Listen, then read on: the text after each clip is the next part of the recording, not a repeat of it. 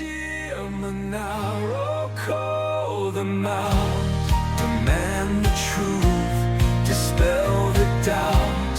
For governments must serve the land, not crush its people with sleight of hand.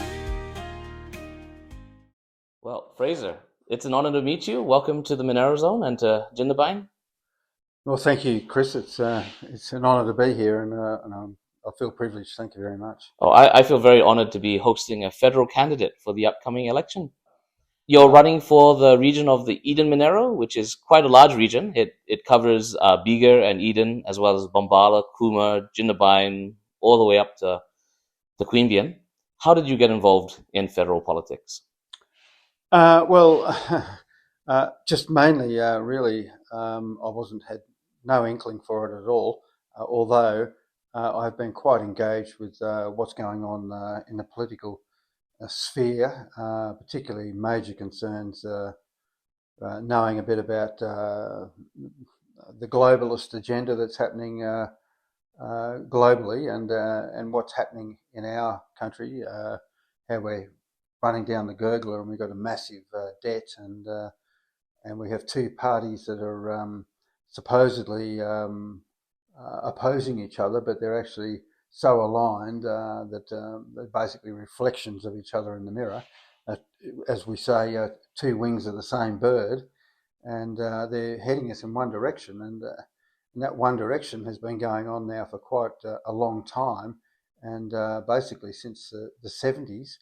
Well, it's probably been a whole lot longer, but since the 70s, we've really been on a decline. We signed a Lima agreement at that time, which was an initiative put forth by the United Nations, and it was to sort of stimulate third world countries at the expense of our country's productivity, and for us to start importing and reducing our exports, and which is just insane, and reducing our productivity to start bolstering these other countries, such as China and Korea and Taiwan and the like, which is all well and good, but we should not be doing it. We should never have undertaken to do something which was going to diminish our capacity. I'm looking forward to hearing more about that as we get deeper in the conversation. Before we get onto those exciting topics, I heard that you've just come from Goulburn, which is about 300 kilometers away. What happened at Goulburn today? Well, this morning there was a Meet the Candidates a gig for the Master Builders Association up there, and my secretary alerted me to this and said, if you're available, it's on. And I thought, okay, I'll go. It'll be quite important for the builders to have all the building industry up there. And so I filled out the application form and said, yeah, I'll be in attendance. And they sent me a reply saying, we'll be happy to see you. Look forward to it, blah, blah, blah. And got there this morning. And as Andrew Thaler, fellow colleague, independent, and the people up here would know, and we were greeted and told that, how did you find out about this? And I said, so what do you mean, how did we find out? We're candidates. And this is exclusively for the red and the blue, the Liberal and Labor. I said, well, hang on a minute. What about all the other candidates? People can not only vote for the blue and green, even though we're sure that that's what they would like, but we're an option, we're an alternative. So we've travelled all this way. Surely we can. You're not going to expect us to come this. You should have alerted us, and if this is the case, and how it's quite inappropriate. And so they went away and had a bit of a chit chat and came back and said, well, look, we're willing to let you have a bit of a rap at the end of it to explain what you stand for and so on. And okay, well that's something. It's better than nothing, and it will expose to the audience that here we have these candidates that are being treated as second raters, and how do you feel about that? And so we waded through, and look, Christy McBain and Joe Vanderplat, offered up, we're going to, we're going to give you a little bit of incentive here for apprentices and a bit here and a bit there, and we're going to support more rezoning of land and do all these sort of peripheral tweaks, which are just lightweight sort of band-aids. And look, and when I did get my opportunity to speak, I basically said, look, this is a cultural problem. Nothing's going to change with these guys. It's band-aid stuff. The real issue is that we've been borrowing foreign money for a long time, and all the interest and all that capital cost gets funneled out of the country, and we're getting no return on it. All of our infrastructure is we borrow for it, and we lose the value of the asset. We get nothing in return, and and we've now got $1 trillion debt that we're trying to deal with, and just trying to keep up with the interest on it. It's degrading all our infrastructure because we haven't got the resources to do the work properly and provide for the things that we need, and provide our services. And we should be in the business of providing services, not trying to regulate and control people. But anyway, I got cut off as I just got started, basically after 3 minutes in, and I pointed out to the people. I said, look, I've just travelled 300 kilometres to get here, and I'm not even getting an opportunity to. Both the others had half an hour to talk and answer multiple questions from people, and we got. And I went and sat back down at the table where I was seated with some guys from the trade, and I looked at them all, and and I said to them, "Now, don't vote for us because we don't count. Remember, right?" Oh, that's so sad, Fraser. I'm very apologetic that like you said, you traveled so long and you only got 3 minutes and you couldn't field questions. And to be an independent candidate, you're already up against these two monolithic parties. It doesn't seem right that you wouldn't be given the same amount of time, considering the extra effort that it takes independents to stand up. Yeah, absolutely. Look, the point was that look, if you want the same old, you can vote for either of them. It doesn't really matter. Go red, go blue, and you know what you're going to get. You're more debt and less productivity and band-aids, and we'll keep going as we are going. If you want change, then the only way we're going to get change is by getting a hung parliament where neither of those major parties get enough support to form a government, and enough independents or small parties like us.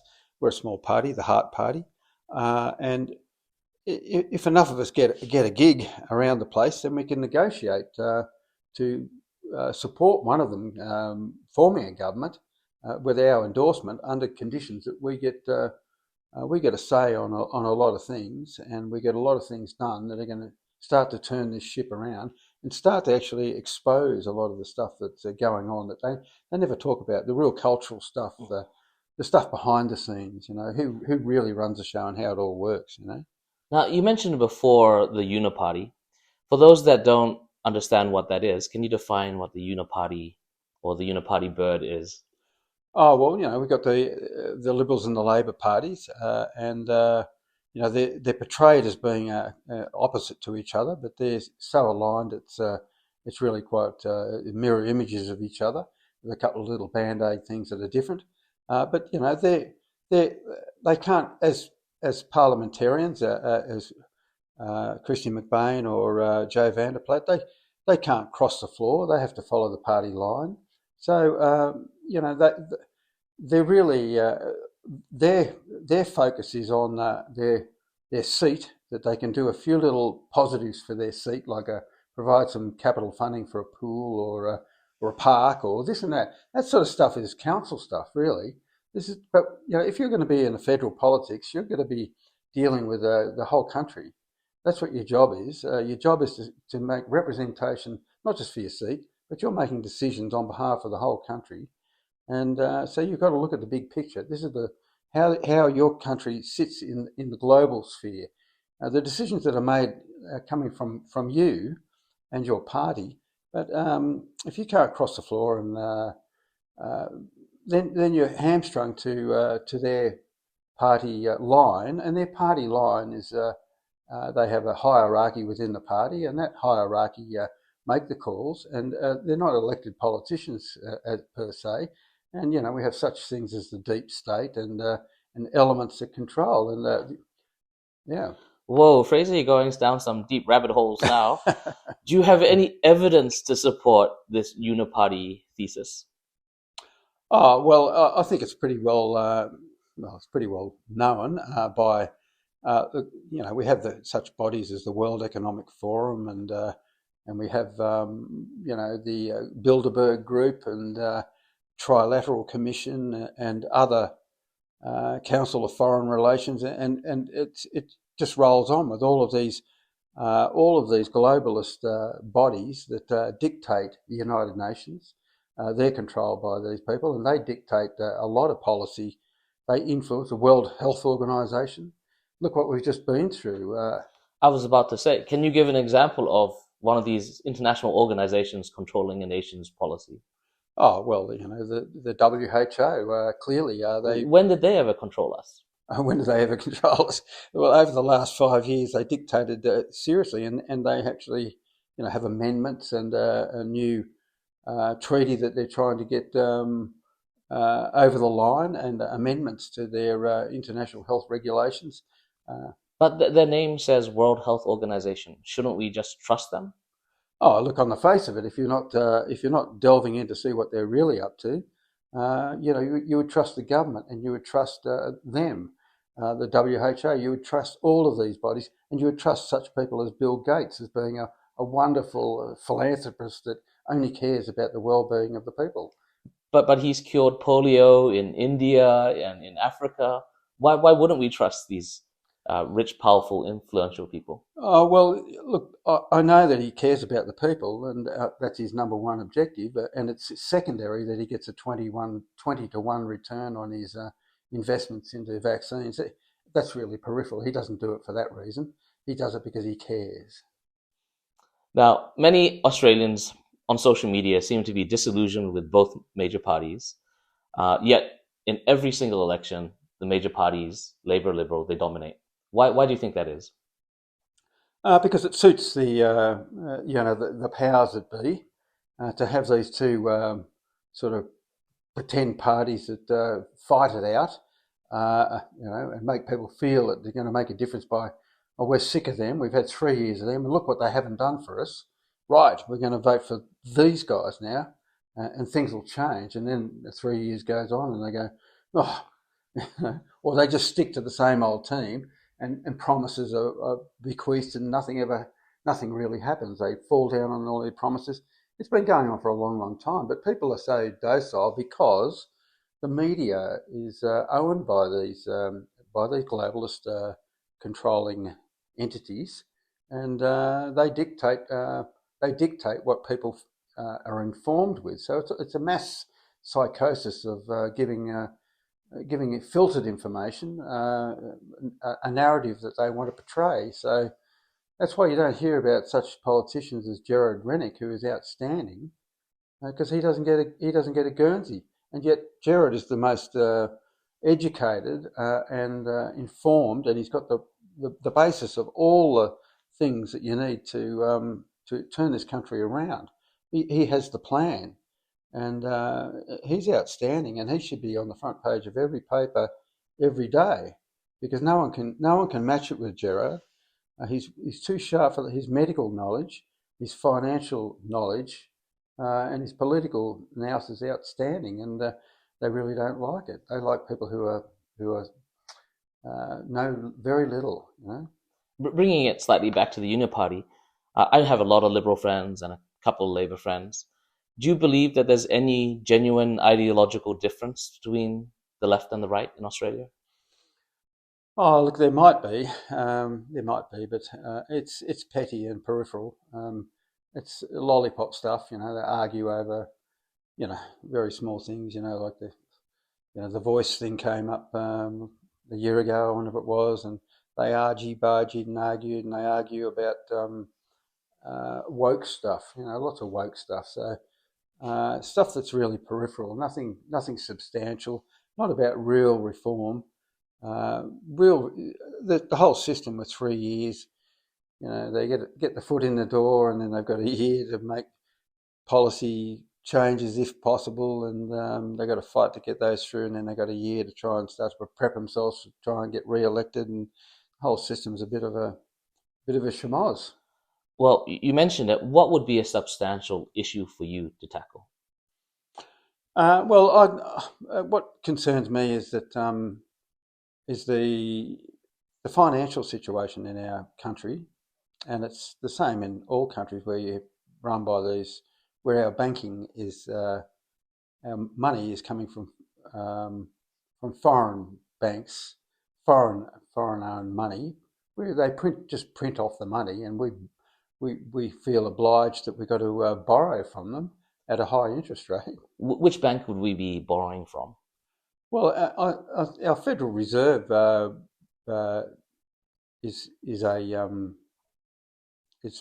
one of the globalist banks, and you're talking about the U.S. Federal Reserve? Oh, sorry, the Federal Reserve. I mean our Reserve Bank. And look, all of the major banks borrow through these foreign banks, and we don't have to do that. We could be generating our own money here, and keeping the interest payments that come back, and keeping them to add to the coffers of like a infrastructure bank, and that infrastructure bank would be receiving all the payments and for the capital cost and the interest and all the profits that come back from the investment in any infrastructure that the government chooses to do. That money will come back and create a pool and a fund to be able to build more infrastructure, and also to fund councils and the like who are struggling for money. We can't just do all the money that's, like we're looking at every $100 of what people are earning now, 66 cents of it gets hoovered away by the government, and and then you've got to pay your mortgage out of your $33, and your cost of living and your food and everything else. So it's insane. I love what you're saying.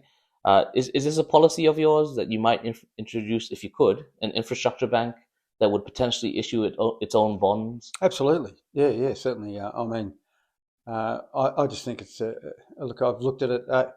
I remember. Look, we had a system in place like that during the First World War, and we borrowed $300 million to go and fight the First World War, and at a rate of it was around about 0.25%, and we could have got the money off the Bank of England, which was a privately owned bank, globalist bank, part of the World Bank situation, and they were offering up at about 7% or something like that. So we would have been paying that off for 100 years or something, but we paid it off. We paid off our 300 million before the end of the war. And I believe that was partly due to Australia first introducing, for the first time because of World War One, the income tax. Yeah, sure. That's right. We'd been operating without income tax, and yet we'd been building great infrastructure around the country, and we'd done it without income tax. We'd done it on the fact that we had resources and the capacity to work and generate and build things. So we can turn all that around. We can do that again. I'll vote for you straight away. Are you saying no income tax if you guys get in?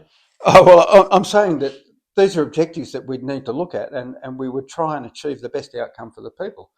The way it's going is not working, and it's just digging bigger holes, and we're filling the holes with borrowed debt, and it's just drowning us. And the tragedy about all this is that, and unfortunately you hear a lot of. I've had a few interviews with a couple of older people, and they go, "Well, who cares?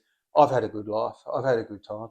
I'm right." Yeah, okay, of course. You're 80 or whatever, and sure. But what a way to go out. Wouldn't you like to leave a legacy for your family, your children, and grandchildren that is going to provide a great living environment for the way it should be? And look, Australia was that. Australia had all of that. Australia was a pin-up country because of all the self-sustainable productivity that we had. We created everything. We built our own cars. Absolutely everything was Australian made. It was quality, and the affluence was fantastic. People did so many trades, so many opportunities, and since we've declined on all of that, once that Lima Agreement unfolded, and then this the farming sector just there was a time where there were 80 farms a week that were closing down in Australia, and they've all been just closed down or bought up by multinationals who are screwing the farmers to nothing, giving them just enough of a sniff of an oily rag to live off, and it's so wrong, and hoovering that money out of the country, and we the Heart Party are about about getting back to the basics. We're about heart. Heart is health, and health, H, E for environment, A for accountability, R for rights, and T for transparency. So we're about supporting healthy lifestyles, empowering people with health, natural health. Heart Party's founder is Michael O'Neill. Michael O'Neill is husband of Barbara O'Neill, who's the now world famous alternate health or natural health, should I say, natural health advocate and practitioner, and she's travelling the globe, filling stadiums with people. She's meeting with kings and queens and all people of all levels, all over the world, and educating them about natural health, getting away from this. We have chronic illness like it's never been before. We've got 60% chronic illness in Australia. 60% of people have a chronic illness. And look, sitting in Goulburn, a little cafe, looking out the window, watching people walking by, getting out of their cars, it was incredible. It's like going to the inability. So many people are disabled and so unhealthy. It's gobsmacking, but they're hoodwinked to the pharmaceutical industry has tied up health. So we advocate for natural health, and there's been a lot of issues with the allopathic health system. Yeah. So what would be the Heart Party's vision for rebuilding that trust in politics? Well, trust in politics. Well, you've got to follow through and do what you say, and there's got to be accountability, and you've got to get rid of the corruption in the way governments operate, and the influence through money, through. It's like say the TGA. People have faith. Oh, that's our wonderful regulatory authority that they wouldn't possibly let anything come through that wasn't fit for purpose and good for you. But when you find out that they're 96% funded by the pharmaceutical industries themselves, and they actually received nearly $50 million over that COVID period from Pfizer, Moderna, and AstraZeneca. So you know whose hymn sheet they're going to sing off, and that induces a slant. It induces a corruption. People go, oh, it's not true. It's not true. But the influence is there. Oh, if you don't do it, we won't get. You've got to, we have to look at it favourably in there. So and here's these pharmaceutical companies that actually have an indemnity on these shocking. Indemnity on these vaccines, so that they can actually create any vaccine and roll it out, and they are not held to account unless they have unless they have lied or misinformed. Explain that indemnity, because I'm sure a lot of people don't understand what that means. What do you mean that the vaccine companies are indemnified against damages? Well, it was done in 1986 in the US, and I think it was Ronald Reagan at the time. He got lobbied. There was a lot of pushback on some of the vaccines because there were people getting hurt, and the vaccine companies were getting sued, uh, and they and you know ever since the polio vaccine that sort of came along, and people go, oh, it saved people, but the reality is with the polio vaccine that there was big steps in hygiene changes, and they were doing such things as spraying DDT around and spraying it on people and in the streets where people were and all of these things, and then polio sort of just really uh, took off at a time. But once they stopped the DDT and changed hygiene, lifted hygiene significantly with sewage systems and other things brought into play, polio just dropped away significantly. And then at that time, they had been working on a vaccine. They brought the vaccine in, and if you look at the stats, the vaccine was brought in when the decline was already just about at rock bottom, and they brought the vaccine in and said, well, look what it's done. But it wasn't that at all. And there's actually, some serious issues with that vaccine when it was rolled out in its initial stages with some, But anyway, we won't go there with that. I just want to have a greater understanding. Are you saying that a vaccine company could release a vaccine that injures people and they would be protected against being sued? Yeah, they went to Ronald Reagan and they said, look, we're getting sued. We won't be able to vaccinate unless you. We can't afford. We're trying to save the people. We're trying to do all these wonderful things, and we've saved so many people. We've done so much good. We're not in it for the money. We're in it for the care. And Ronald's gone, oh, that's a bit. Yeah, of course you are. Well, I understand that. And he's gone, okay. So they actually legislated that to give an indemnity that the government would cop any consequences for any adverse reactions or side effects from vaccines. So from that point on, the vaccine companies have gone yahoo and headed off rubbing their hands together and thought, well, geez, that's pretty handy. That's pretty good. That means we can actually produce things and we can what we can do is we can start to fund the regulators so that we make sure we can get the approvals, because the only thing we've got to get it over the line is through these regulators. So they start funding the regulators, funding the journals, and pouring money into all these areas, and then monopolising the outcomes and start producing these things. I mean, kids now today are on, I think it's about 52 doses of vaccines. And the kids are born, like a baby's born and given a vitamin K shot on arrival, like, here you go.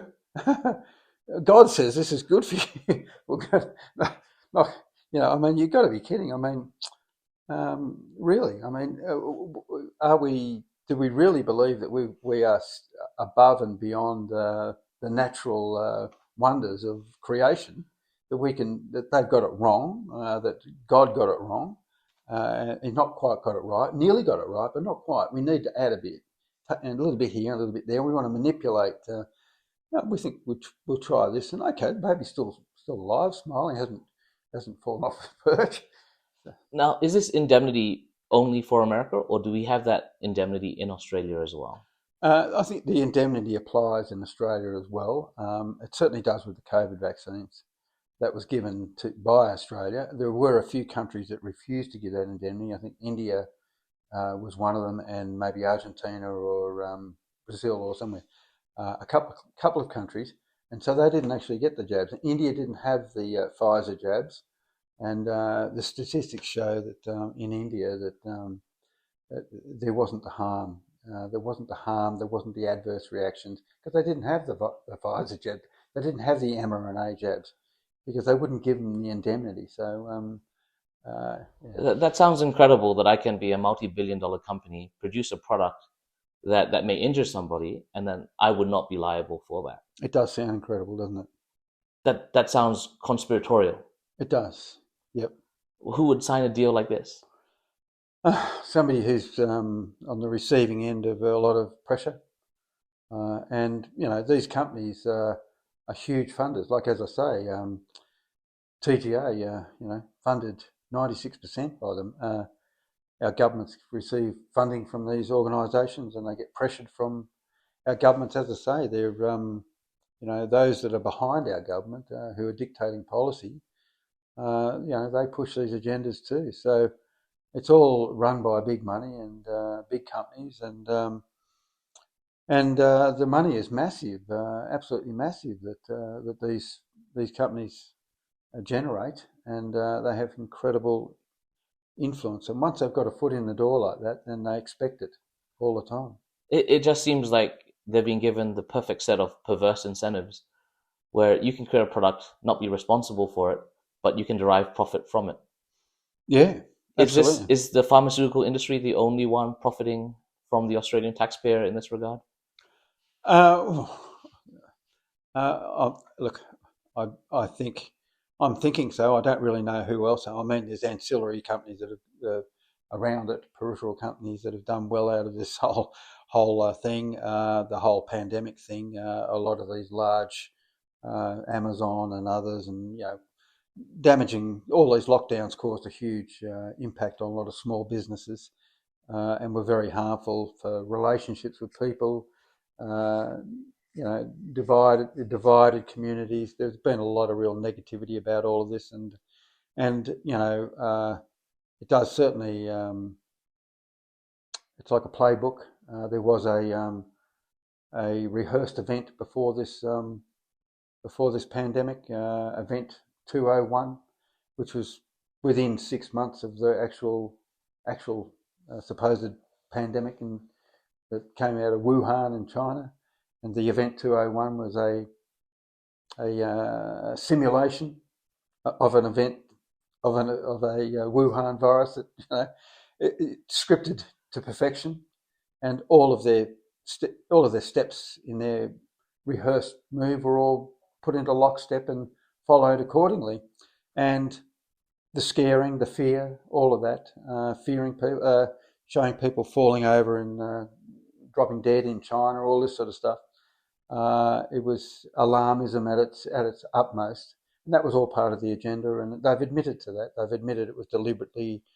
The fear was instigated, initiated, and carried out to get people to comply.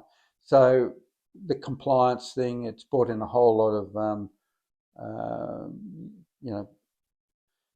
rights that have been removed and taken away from our freedom and liberties. And this is how they tend to do these things: is create an event, and then create the problem, reaction, and then the solution to take away rights, take away, like the Port Arthur event, take away your weaponry, all that sort of stuff, and leave people vulnerable. Quite unreal, but with an agenda behind it to be able to take control of the people. Now, we've talked about the pharmaceutical industry. Are there any other industries in Australia that might be taking the taxpayer for a ride? I'd say so. Plenty of them. Let's Sure. start with a big one, perhaps, maybe gas or mining. Oh, absolutely. Well, our export gas, they have a system there where there's hardly any royalties or minimal. They get to funnel the gas out of the country basically with minimal royalties, and they can write off all the expense of building their gas plants and stuff out at sea, and they write it all off to a point where they hardly pay. Well, they don't pay any royalties on export gas. They do pay royalties from gas that's on our land, but if it's offshore gas, it's run by the federal sphere. All the on-land resources, the states do get some royalties, but we should be getting a lot more royalties and a whole lot more out of this, and it shouldn't be foreign companies who can hoover the money out of our country, because there's tax incentives for them to do that.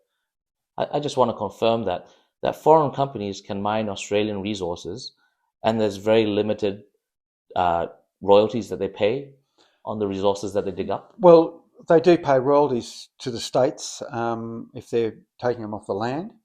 But as far as the offshore stuff with the gas, they've manipulated an outcome where they basically pay no royalties or minuscule royalties. So that money, that gas is getting hoovered away, and we're getting diddly for it. And we should be upping the ante, and we could be getting multiple billions of dollars per year back into the coffers. So what would the Heart Party do? Well, the Heart Party would put that on the table and say, look, this needs, here we are with this massive debt. How are we going to overcome this massive debt? We need to up the ante on our resources, and we need to maximise what we're doing, not just taking it from the public, not screwing the public. I mean, this whole thing's it's very unbalanced. I mean, even the climate change thing, all of this renewables and all this, the cost of it is being the impost on the cost of living and the cost of electricity is being borne by the people who can least afford it, and that's shocking. We're living in a country that we should be affluent, and people should be everyone should have a home and be warm and cosy, and here we are with people who are there's more people living under the threshold of in the state of poverty in Australia than since the Depression. You mentioned that the cost of living has increased. I recently heard from some friends that the cost of electricity in China, a country that we export coal from, is 5 to 10 times cheaper than what it is in Australia. Now, I haven't checked that, but how can that possibly be that a country that we export coal to can sell electricity cheaper than we, who dig it up, and sell it to them? Yeah, well, you would have to wonder, but it's because of we're going for all this renewable stuff, and which the Heart Party doesn't have a problem with renewables, but it should be done at the expense of those who can most afford it, not least afford it, and we should be maintaining our coal-fired. It's crazy. We're funneling enough coal out of this country to power our country. I think for a year in about a day or something like that. In China, they burn as much coal as what we do in a year in one day, it's all right for us to shovel it over there and say, oh, that's okay, and we're giving it away, and we're not at a low rate, and we're not using it ourselves. It's insane. There are some emission issues, but it's so politicised, and it's not. This whole thing about 400 parts per million in the atmosphere, and of that 400 parts per million, it's only 3% of it is caused by man. So we're looking at a minuscule, one pinhead on this table is supposedly creating a catastrophe for the planet. It's just insane, and yet, and the politicians have jumped on it. All these United Nations, they're pushing this incredible agenda. They've rolled out Greta Thunberg and the whole lot, Al Gore and all this sort of stuff. And Al Gore's become a multi-billionaire himself out of this climate change narrative. He's an ex-oil mogul, it's a politicized agenda, and it's an agenda to actually bring people together on a united front of fear to enslave people. At the end of the day, and just another one of these things. So suppose Australia were to go 100% green, and we shut down every single coal-powered power plant. Would that make a dent in the emissions worldwide?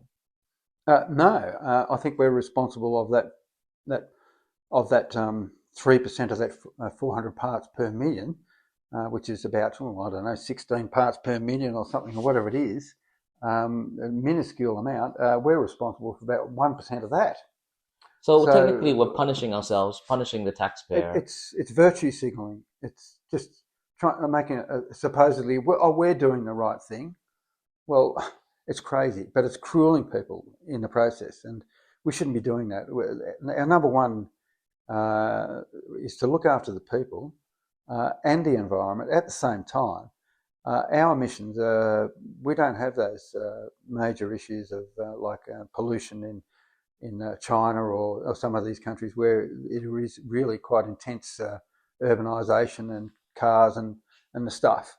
But our cities have a little bit of an issue, but relatively we're very clean, and certainly our coal-fired power stations haven't created a major issue for our country at all. There also seems to be some sort of moral inconsistency where we don't want to burn it ourselves, but we're happy to send it overseas to somebody that'll burn 300 times more. That's just hypocritically stupid, and that's right. So it's crazy at the cost of our people who are suffering to do that, to virtue signal and say, "Oh, look at us, we're crueling our people, but we're pouring this coal. Do you want more? We can give you more. We need the money." It's just insane. Because it seems very sad that in the middle of a cost of living crisis, we could, if we let people burn more coal, we could drop the price of electricity. Absolutely. Maybe multiples of maybe Exactly. 4 or 5 times. Exactly, that's right. And we could stimulate small business, allow small businesses to get back in and be viable, allow people to exist in a much better state, and bring the prices down of a whole lot of things. And it's insane. It's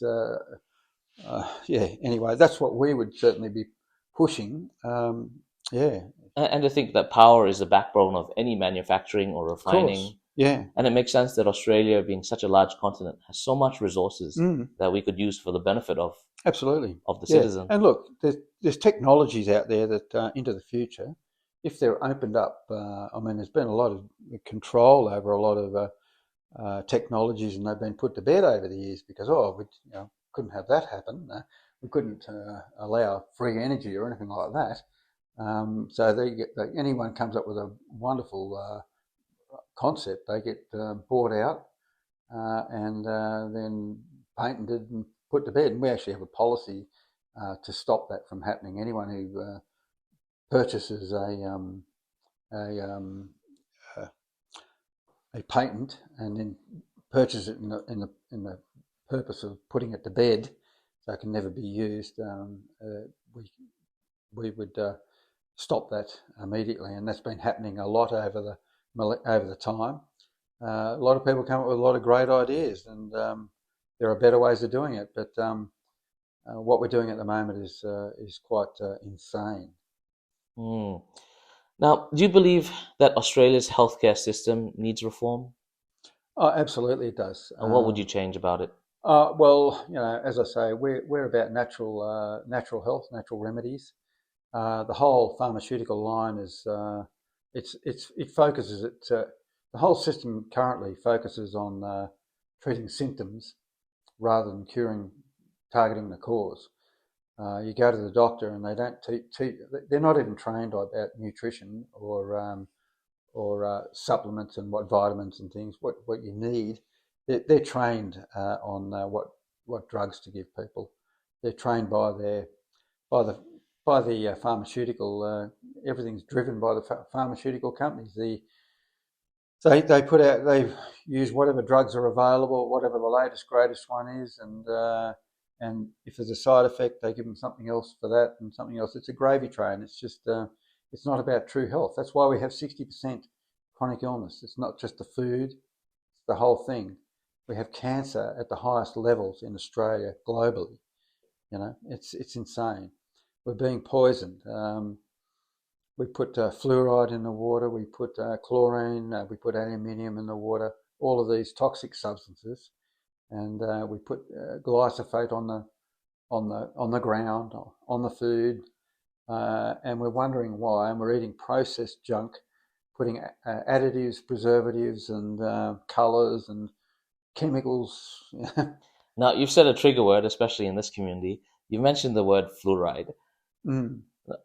I think the argument's been put forward that 95% of Australian water is being fluoridated.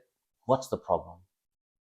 Oh, well, the problem is that it's a declared now known neurotoxin, and there was a significant court case Yeah, it's not that it hasn't been known, but it's now been upheld in a federal court in the US that put it clearly on the table that it reduces IQ in children and particularly pregnant women. Their unborn children are being having dosified, becoming docile before they're even born. Uh, you know. Um, Why would our government do that to Well, the government themselves think they're doing the right thing because they've been indoctrinated by their health departments, who have been indoctrinated by those interests behind them, like the Australian Dental Association have been pushing this agenda, and there's people behind that who are driving it, and they're coming from further up the food chain, and look, having a docile community is quite easy to control, rather than having people who are quite active in their thinking and want to pull things apart. And people have that. We're born to think and use our brains and to grow and to progress. But with all the television and the propaganda and the programming that we go through, and now telephones and the programming, people are so heavily influenced that they trust the authorities and think it's all wonderful. But fluoride is a neurotoxin. It causes harm to thyroids. It causes harm to fluorosis in the teeth. It causes skeletal problems. There's a whole lot of issues. It's a class 6 poison. Would the Heart Party be open to a community survey through different regions for residents to discuss whether they would want to continue fluoridation in their water? Oh, absolutely, certainly. We would like to put all the cards on the table. As it is now, to get fluoride out of your water supply, you have to get approval from the Secretary of Health, New South Wales, or in whatever state you're in, and that's okay. You can put the pressure on them. And recently in the Bega Valley, and I know you guys up here had a crack at it, but in the Bega Valley, a few councillors down there put a motion up that, given this court case that in the US, after it was a 7-year court case, and the EPA could not debunk the findings. There's been over 700 studies done that peer-reviewed studies that highlight the neurotoxicity of fluoride, and this finding was it was in the US, and it was at lower levels than what we're dosing over that we dose over here. They dose at 0.7 milligrams per litre over there, and we dose from 1 to 1.5. So we're almost double. And there's so many cases where fluoride plants are not being properly monitored, and there's overdosing. It's happened up here. It actually has happened here, big time. There was a time, and it's happened down in the Bega Valley as well. And it happened in the Utah, and it was 400 times over the accepted level in the Utah. And it went on for quite a few months, and people were getting chronically really ill and seizing up and bad, and they tried to cover it up. Yeah. So it's a shame. I was hoping you would raise that it's for the greater good. Greater good, yeah. That's but right. You're actually saying that there is no good. No, exactly. You got to wonder why. They reckon it's for teeth, the benefit of teeth. Well, there is natural fluoride in elements, and you can get it in tea and other things, and you can get topical fluoride in toothpaste. But this stuff is chemical stuff. It's a chemically hydrofluorosilicic acid or sodium fluoride, and it's a byproduct of phosphate industry, and it's a toxic chemical that they can't get rid of. And Okay, so you've convinced me. There's no greater good for fluoride in the water. But how about stuff that could debatably be for the greater good? How about things like vaccine mandates or digital health surveillance? I don't believe that any of those things can be for the greater good at all. Vaccine mandates, forcing people to have vaccines. There's been so many people that have had major adverse reactions, and you don't know what the ramifications, the long-term. But didn't the vaccine mandates prevent a catastrophic incident in Australia? Didn't the vaccine mandates keep people alive? Don't we want to save grandma? Yeah, exactly. Yeah, Grandma was quite willing to sacrifice herself for the kids, but instead kids had to go and take it to protect Grandma, who was on her way out anyway. It was lunacy to risk children having these things when they've got their whole life ahead of them. Okay, give it to Grandma. She may only have a few months left or a year, I don't advocate for any of those personally. But it's a freedom of choice thing. If people want to get them and they feel that they're helpful, then fine. But mandating, not on at all. Too many people have adverse reactions. I had an adverse reaction to a vaccine back in the 80s, and I puffed up like a balloon and passed out. And I missed a whole day. I was just gone for a day. Came back and thinking it was a Saturday and it was a Sunday, and thought I just had a big sleep, and I had puffed up like a balloon. It was a reaction to a typhoid, a cholera and typhoid shot, and it near killed me. And I thought after that, there's no way I'm going to have any of that rubbish put in my body again. And when this happened and they're rushing, my gut feeling when I heard this stuff, Wuhan, there's a pandemic, there's a new virus, all this sort of stuff. I thought, oh, here we go, sure thing. My gut feeling was that it was planned, and I thought I'm so suspicious on all of these things. I think 9/11 really kicked me off, but I thought, I bet you they're going to want to jab everyone in the world. And that was my initial thoughts. And I thought, and lo and behold, of course, that's what they did. And yeah. So my understanding is that you're not really arguing against the safety and efficacy of it, but you're more pushing that as individuals we have a choice of what we put in our bodies. Absolutely, that's right. Of course, you can't force anything upon anyone. I mean, that's absolute bollocks. This was a manipulated event, and it was about getting control and bringing in draconian measures on people and getting them to comply. And what does it take to be considered fully jabbed now? Is it 8 shots now, or is it 10? I'm not sure. I think it's when you can actually see it just around about at the lower level of your iris, where it's filled you up so much. I don't know, it's coming out of your ears, maybe. I think it is around 8. You need to be 8 shots in to be considered Something fully like jabbed. that. I mean, for something that supposedly gives you an immunity, I mean, what, it lasts for a couple of months, and then you've got to go and get a top up. It's insane. And yet, if you go and look after yourself and eat proper, good, healthy food and have a strong immune system, you don't even catch the thing in the first instance. And if you do get it, you just buffet it off as a cold. So some people, this virus was at a point where you had to get tested to find out whether you actually had it, because there was no symptoms. You didn't know, and they tell you you've got it. You go, I feel fine. No, you've got it. That sounds incredible now. 5 years on, it sounds incredible. Now, a lot of people, going back to the New World Order topic, a lot of people would dismiss the New World Order as just conspiracy. What would you say to those who doubt its existence?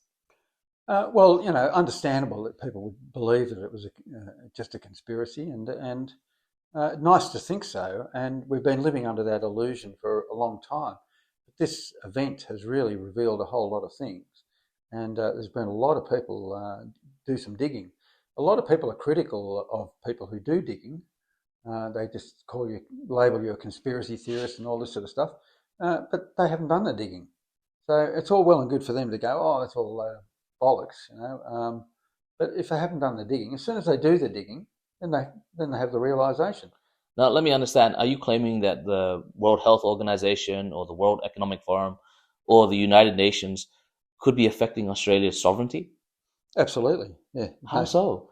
How so? Well, they want to take away our rights for self-determination with our health policies, and they want to have the rights to actually instruct us to go into lockdowns and put all sorts of measures in place where they can lock you up or do whatever. That's what they ultimately want. And they want to be able to force vaccinate you, jab you with whatever, and whether it kills you or not, they don't care. It's out of control, and we have to push back on that. We need to maintain our own ability to manage our own health system. We're not clowns. We're not idiots. We have people, highly educated people. They need to be informed. Unfortunately, with this COVID thing, our doctors have been stymied for their ability to speak out on this. Any doctors that have spoken out have been crucified and deregistered or whatever. That's just a conspiracy theory. No doctors were stopped from speaking out, right? Yeah, right.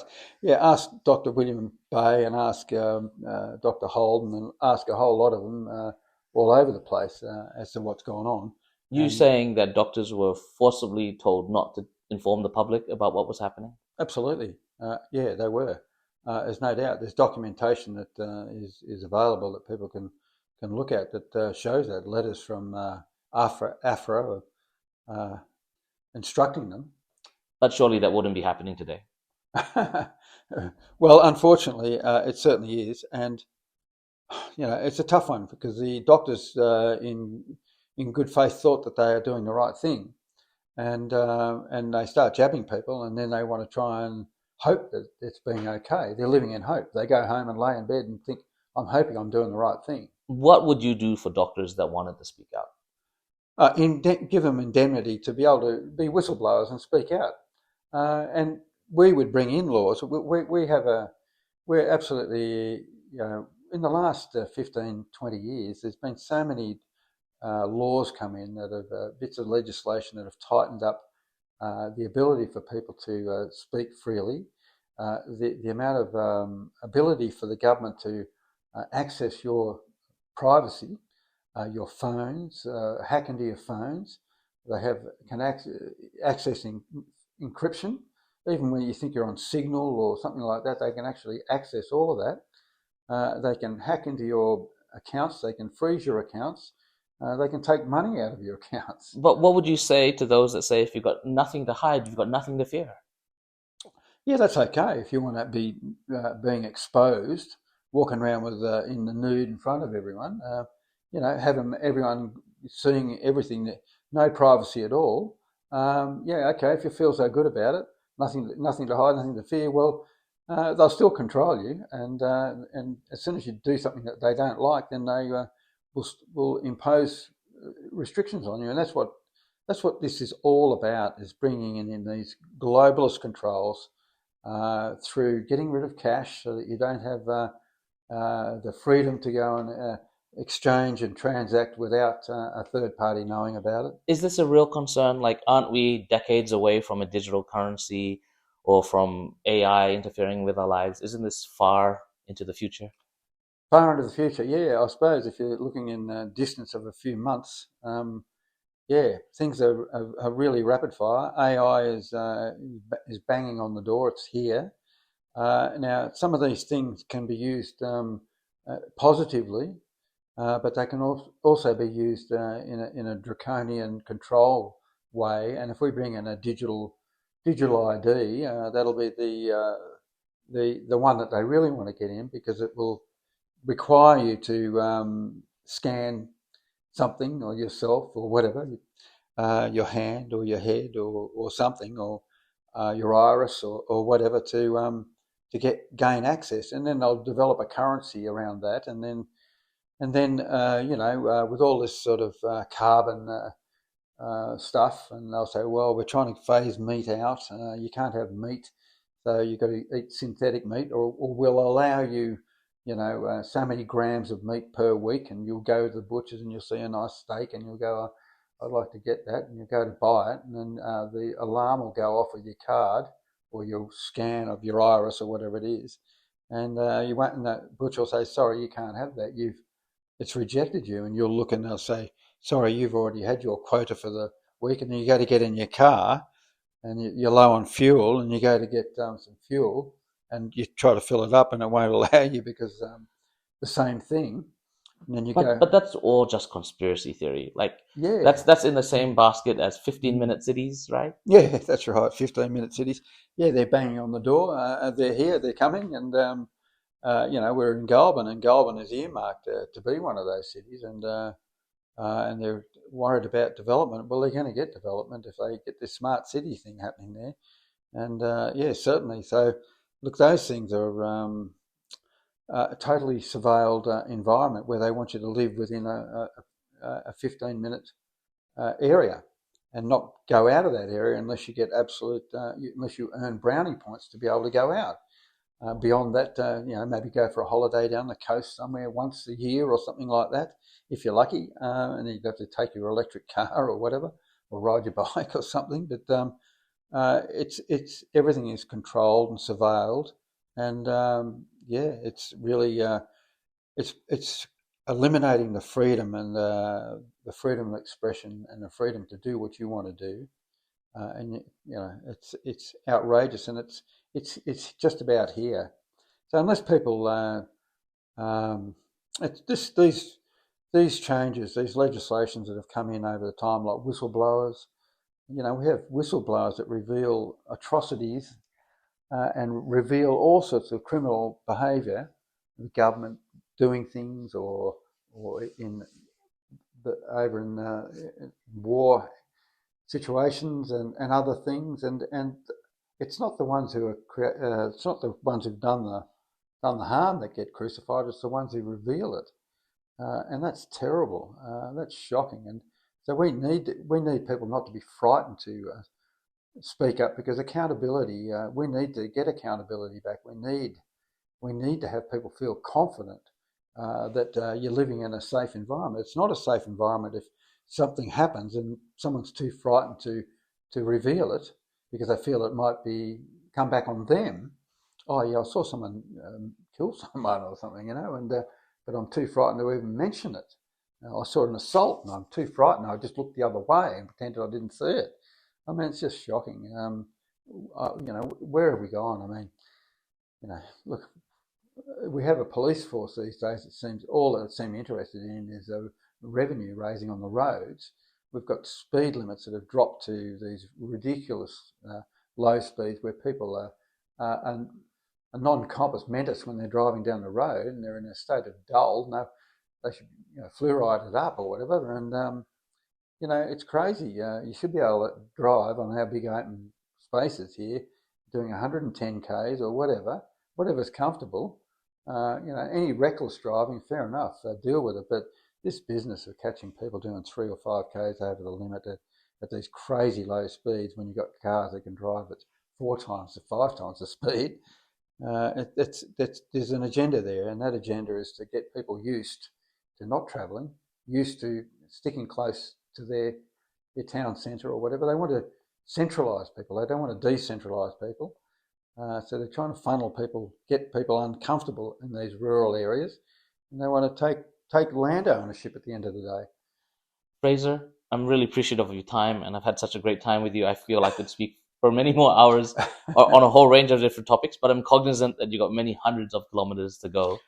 So thank you for your time. Was there anything else that you would like to add? No, Chris. I just appreciate being able to express myself. I talk amongst my colleagues, who are like-minded and have sort of gone looking at this information and stuff. And there's a lot of people out there who are on board now, and it's great. We sat down in a restaurant last night, a cafe, and some guy just came over and wished us the best, and he just said, "Oh yeah, I'm all over what you guys are talking about," and there were 3 of us at the candidates meeting last night. That the One Nation guy, he's aware, Andrew and myself, out of 6 people there. The Green guy, who was a proxy for the Greens candidate, who seems to have gone missing in action. But they are just so hoodwinked into this climate change thing that's all they can think about. They can't consider the toxicities of the poisons that we're getting. That means nothing to them. They don't care. It's quite unreal. They've really lost their mojo. I always thought Greens were environmentalists about the whole environment, not just about carbon, but about everything, the pollution, about poisons, toxins, health of people, health and happiness, or the well-being of the world. but they're just been hoodwinked on this occasion. Their intentions are all great, but they're just off the mark. And the climate change narrative is another one that it's just bogus. So we need to look after the environment. We're all for that. But anyway, look, Chris, I appreciate you giving me this opportunity so much, and nice to meet you. And yeah. Well, thank you very much, Fraser. We'll see you on the campaign trail. Yeah. Cheers. Thanks. Eden-Monaro, call them out, demand the truth, dispel the doubt. For governance must serve the land, not crush its people with sleight of hand.